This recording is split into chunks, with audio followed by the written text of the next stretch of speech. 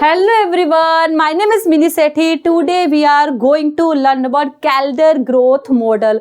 This model is given by Nicholas Kaldor. This model is so much different from other neoclassical model because this model assumes technical progress as a endogenous variable. This model assumes technical progress as a endogenous variable. Endogenous variable means whose value is determined by the model. Okay, and Kaldor says that technical progress is linked with capital accumulation. Second most important thing in this model, Kaldor explains how non-economical variable affect the growth of any economy. In non-economical variable, Kaldor only talks about population. So let's start this model. This model works under two stages. First is constant working population. Second is expanding population. First of all, I will explain about constant working population, how this model work under constant working population.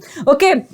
In constant working population, this model basically explains three functions: saving function, investment function, and technical progress function. First of all, I will discuss about saving function. According to this model, saving function is St equal to alpha pt plus beta into yt minus pt. According to this model, saving function is St equal to alpha pt plus beta into yt minus pt. St means our saving. St is current amount of saving, or we can say that St is saving of t time period. Okay, and pt is our amount of profit. PT is our profit. Okay, and alpha is saving out of profit. Alpha is saving out of profit, or we can say that alpha is marginal propensity to save of profit earner. Alpha is saving out of profit, or we can say that alpha is marginal propensity to save of profit earner. Okay, now this yt minus pt. Yt minus pt is basically income of wage earner. How yt minus pt is income of wage earner? Please listen carefully. According to this model, our national income only include income of profit earner and income of wage earner. According to this model, our national income only include income of profit earner and income of wage earner. Yt is our national income. Pt is income of profit earner, or we can say that Pt is total profit. Wt is income of wage earner. Okay, according to this model, our national income include only income of two classes: profit earner and wage earner. PT is income of profit earner and WT is income of wage earner. Okay, when we bring PT in other side, we can calculate value of WT. Okay, now WT means income of wage earner is equal to YT minus PT. This is nothing. YT minus PT is nothing. This is only value of, or we can say that this is only WT. This is only income of wage earner. Okay, YT minus PT is income of wage earner. Okay, and this beta is marginal propensity to save of wage earner, or we can say that this beta is saving out of wage. Beta is marginal propensity to save of wage earner, or we can say that beta is saving out of wage. Okay, alpha is saving out of profit, beta is saving out of wage. Okay, what does this equation want to show? This equation basically shows our saving is function of saving of profit earner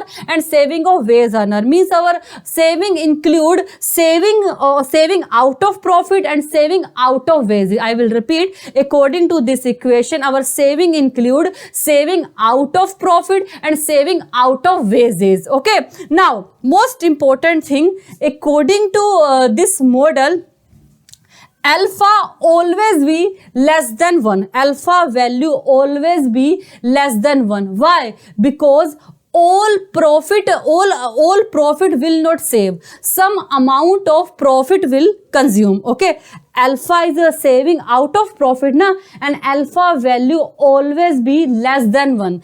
Why alpha value always be less than 1? Because all profit will not save, some part of profit will consume. That's why alpha value will less than 1. Second most important thing, beta value will less than alpha. Beta value will always less than alpha.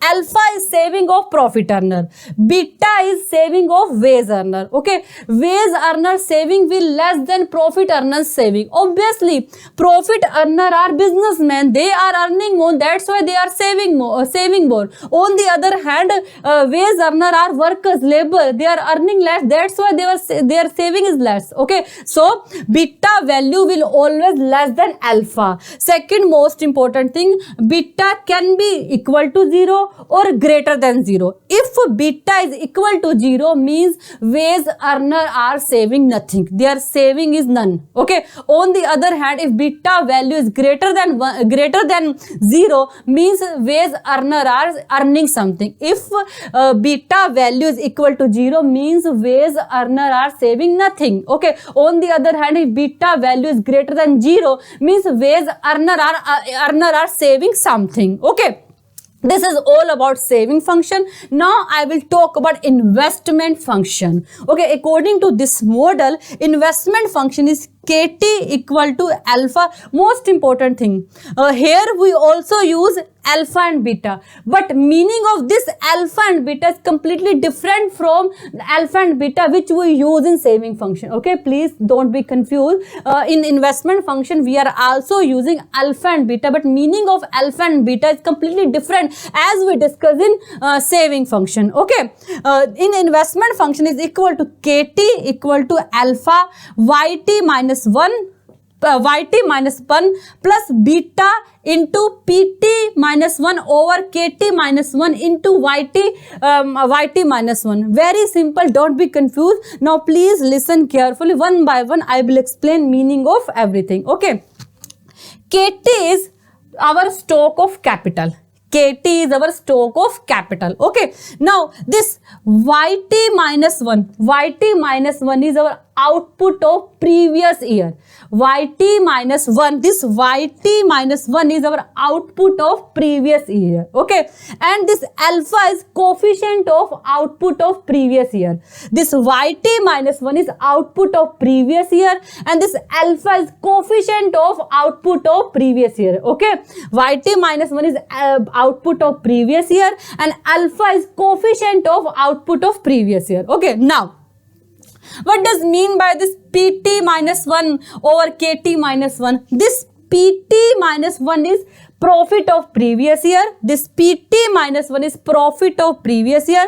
This KT minus 1 is capital of previous year. Okay, and PT minus 1 over KT minus 1 is rate of profit from previous year of capital. Please listen carefully. This PT minus 1 over KT minus 1 is rate of profit from previous year of capital. This PT minus 1 over KT minus 1 is rate of profit from previous year of capital. Okay, and we multiply this with YT minus 1. YT minus 1 is previous year of output. Okay, we multiply rate of profit from previous year of capital with previous year of output, that is YT minus 1. Okay, now this beta is nothing, this is coefficient of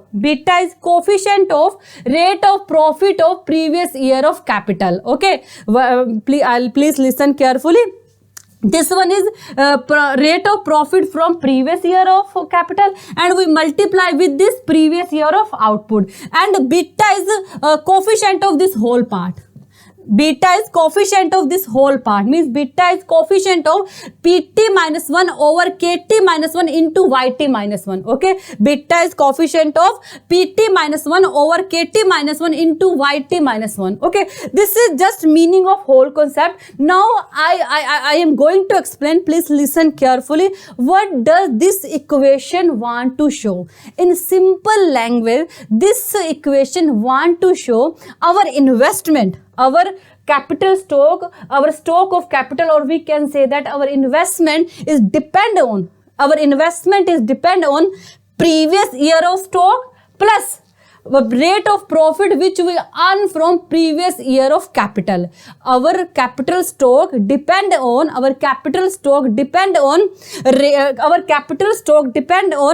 previous year of output and rate of profit that we earn from previous year of capital. Okay, in simple terms this equation shows this. Okay, now alpha value always greater than 0 and beta value always greater than 0. Okay, obviously alpha is the previous year of output and beta is the profit on previous year of capital. Okay, his value how can be equal to 0? Because their value must be greater than 0, na? That's why we do more investment, that's why our economy will run. Okay, so value of alpha will greater than 0 and beta will also greater than 0. This is basically alpha dash and beta dash. Okay, or we can say that alpha dash value is always greater than 0 and beta dash value is also greater than 0. Okay, now I will talk about technical progress function. This is very simple.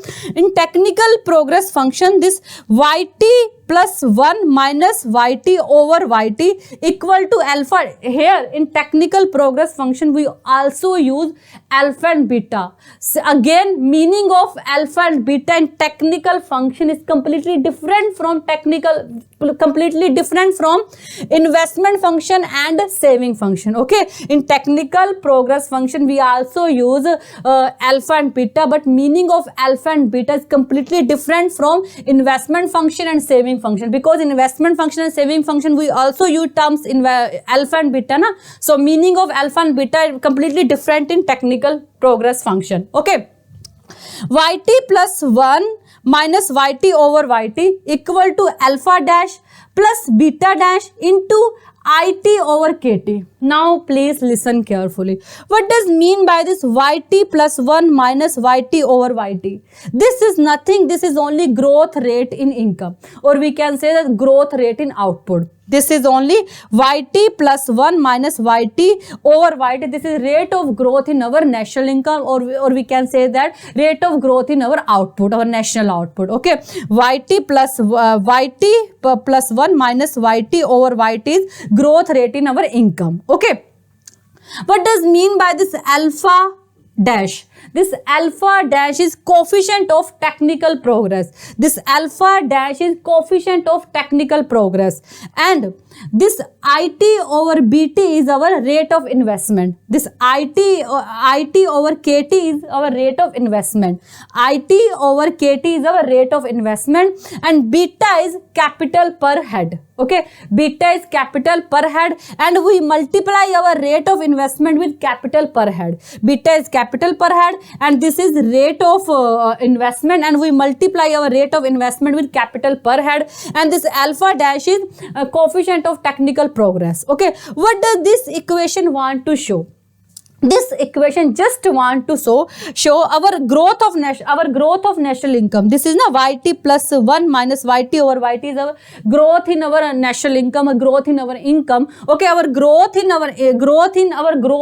income, our growth in national income, it depend on technical progress and investment. Okay, it means our growth in income is increasing function of technical progress and investment. If investment increase, technical progress increase, means our economy is growing, our national income is increasing. Okay, our national income is increasing function of technical progress and investment. If they are growing, means our economy is growing. Okay, now as I earlier explained, Kaldor model is so much different because he assumed technical progress as an endogenous variable. He gives so much importance to technology. We understand how technology affect our output, how technology affect our national income with the help of this diagram. Now we understand how technology affect our output, or we can say that how technology affect our national income with the help of this diagram. On x-axis we take proportional growth in capital. In this diagram on x-axis we take proportional growth in capital,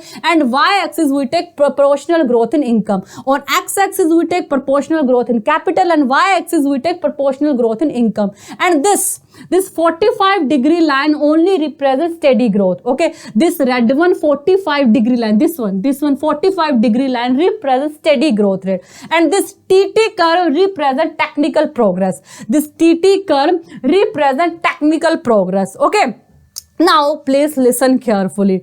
When we put this amount of capital, in our economy, our output should be increased equal to KA.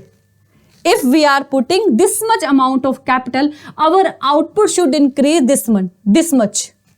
Okay, KA. If we are putting OA amount of capital, our output should be equal to KA. But due to technical progress, we are getting more output. Instead of KA, we are getting G1A. We are getting this much amount of output. From this amount of OA amount of capital, our output should be equal to K. But instead of this, because of technical progress, we are getting G1A amount of output. Okay, means our growth rate of output, or we can say that growth rate of income is more than growth rate of capital. Our growth rate of income is more than growth rate of capital. Obviously, our income is more, we are investing more. Now our capital, we are putting capital equal to OA. Again, we should get investment equal to A1. I will keep this name A1. Okay, we should get from this amount of capital, we should get output equal to NA. But instead of this, we are getting G2A1.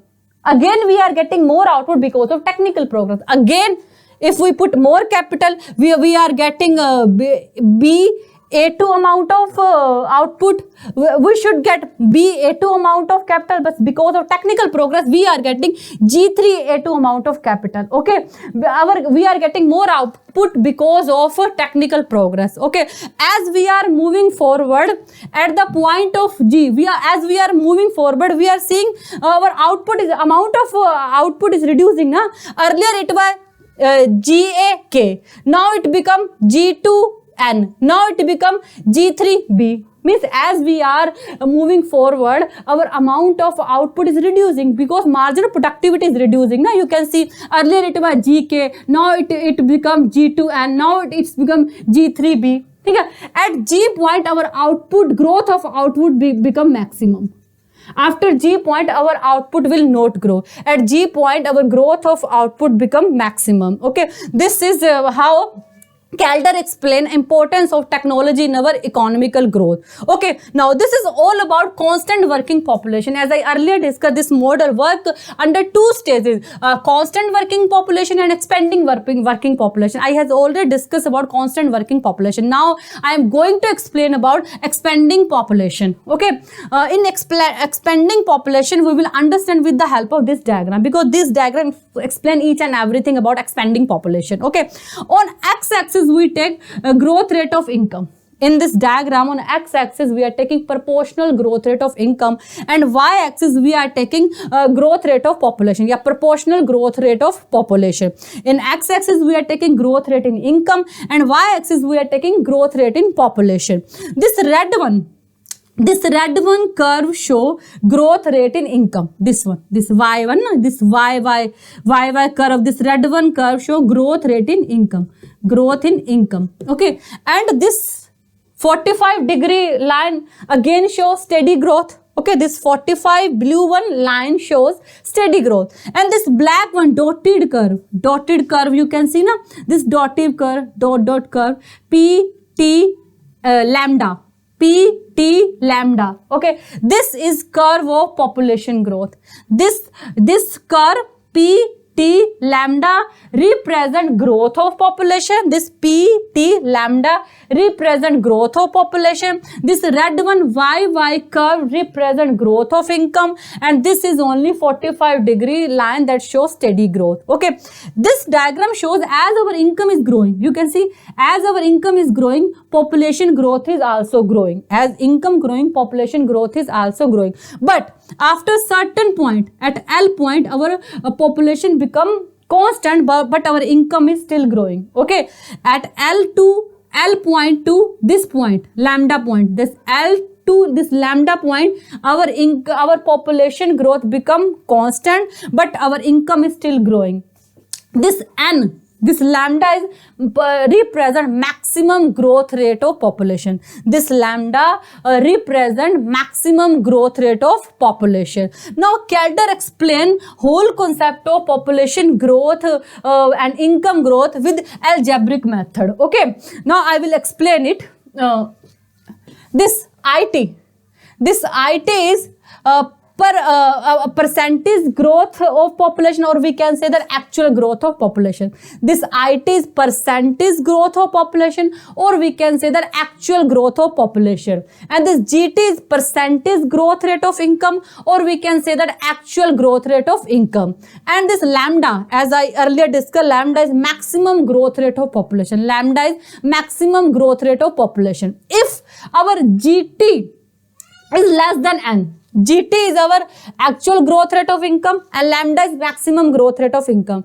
If our growth rate of income is less than growth rate of maximum population, then IT will more than n. IT is our actual growth rate of population and lambda is maximum growth rate of population. Okay, if GT is less than lambda, lambda is maximum growth rate of population, then IT will be more than lambda. Okay, I will explain it. If our actual growth rate of income is less than maximum growth rate of population, then our actual growth rate of population is more than maximum growth rate of population. And Kaldor also explained these variation are only short time period, but in long time period our GT actual growth rate of income and IT actual growth rate of population will equal to maximum growth rate of income. Means these variable are only short time period. In long time period our IT and GT will equal to lambda. Means our actual growth rate of population and actual growth rate of income will be equal to maximum growth rate of population. Okay, now Kaldor lastly this explain about technical progress regarding underdeveloped country. Okay, according to Kaldor, underdeveloped country don't have a capacity to absorb technical progress function, because according to Kaldor, in underdeveloped country, as population is growing, their technical progress becoming very lower, because for growing population certain amount of capital is required. Okay, so that we can maintain capital per head, we must have a capital according to our population is growing, so that ratio is similar between capital growth rate and labor growth rate. Okay, this concept we will understand with the help of this diagram. Okay, in this diagram this red line shows capital per head required. Okay, capital per head means capital requirement for growing population. This red line basically show capital requirement for growing population, and this black one is technical progress curve. Here we have 2 points, P and P dash. P is stable long-term equilibrium point. P is stable long-term equilibrium point. P dash is unstable equilibrium point. Okay, in underdeveloped countries, suppose economy is left side of P1, P dash. In underdeveloped countries, suppose economy is left side of P dash.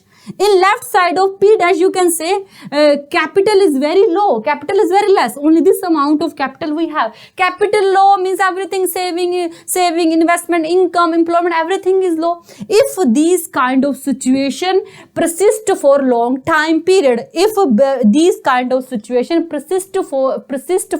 long time period, then technical progress will split down. Technical progress will come backward. As you see this TT curve shift here.